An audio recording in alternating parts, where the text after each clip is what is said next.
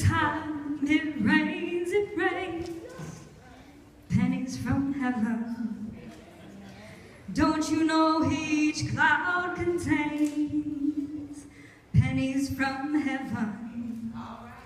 You'll find your fortune falling all over town.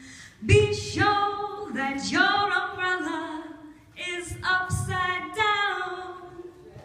Trade them for a package of sunshine and flowers. If you want the things you love, you must have showers. So when you hear it thunder, don't hide under a tree. There'll be pennies from heaven for you and me.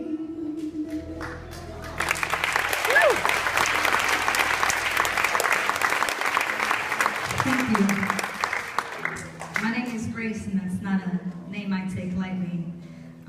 I stand here today with gratitude and humility to be able to address you today. So I'd like to thank the SCLC for giving me some time. Some of you may know that particularly that happens to be in the particular version of the lovely Billie Holiday. And some of y'all may know that she's also the singer of the haunting Strange Fruit, calling out the frequent and casual lynchings of black people in the 1930s.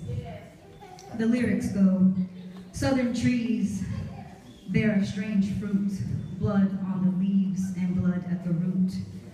This image is the difficult reality we must face, blood on the leaves and blood at the root."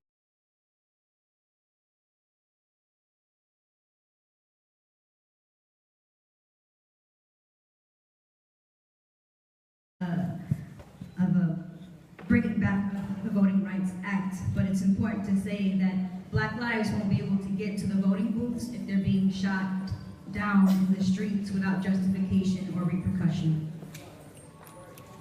If we cannot see, we are a nation born of fear, fear of losing power, fear of the unknown, and a nation founded on a terribly misguided entitlement, then we can never move out of the current oppressive power dynamics in which we live. This might sound strange coming from a person y'all perceive as someone very young. I'm gonna let you know that I'm 28. Still relatively young. But I feel as though it is time for America to grow up. It is time to set excuses aside. We have too much access to information, to too many perspectives, levels of conscientiousness, and understanding of what it means to be human, to be stuck in beliefs that dictate, well, this is just the way it is. We must at least be open to the idea that we have more to learn. Younger generations from older generations, and older generations from younger generations. That we can't be so stuck in what we have come to believe as truth that we fail to recognize when our own actions are based in fear and we inflict harm while seeking our own liberation. We are better than that. We are all equal. That we are all equal is self-evident. But until we are willing to recognize that the declaration that we hold these truths to be self-evident, that all men are created equal, is a statement inherently patriarchal, capitalistic, racist, and Christian supremacist.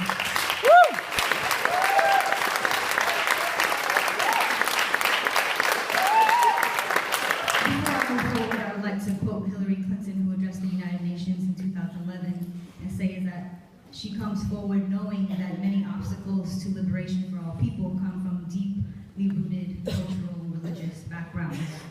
And so it is with humility that I continue.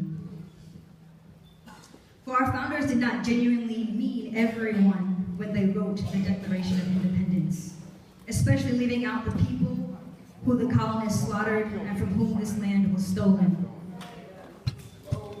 They meant rich, white, Christian men, well, which presumably means heterosexual, cisgender, which is not transgender. What we perceive to be fully able-bodied and English-speaking people, these are the people that were in mind when the Declaration of Independence was written. I would also just like to quickly say that while we use terms like black and white, terms like red and yellow are offensive to Indigenous and Native American people and Asian American people like myself.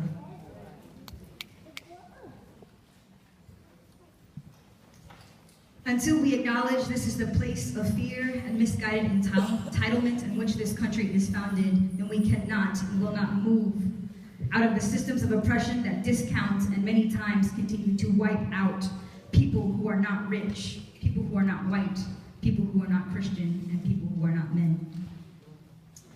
But here we are. We didn't create the world we live in. We didn't create systems of oppression or produce power dynamics, we inherited them. So here we are. Take a deep breath with me.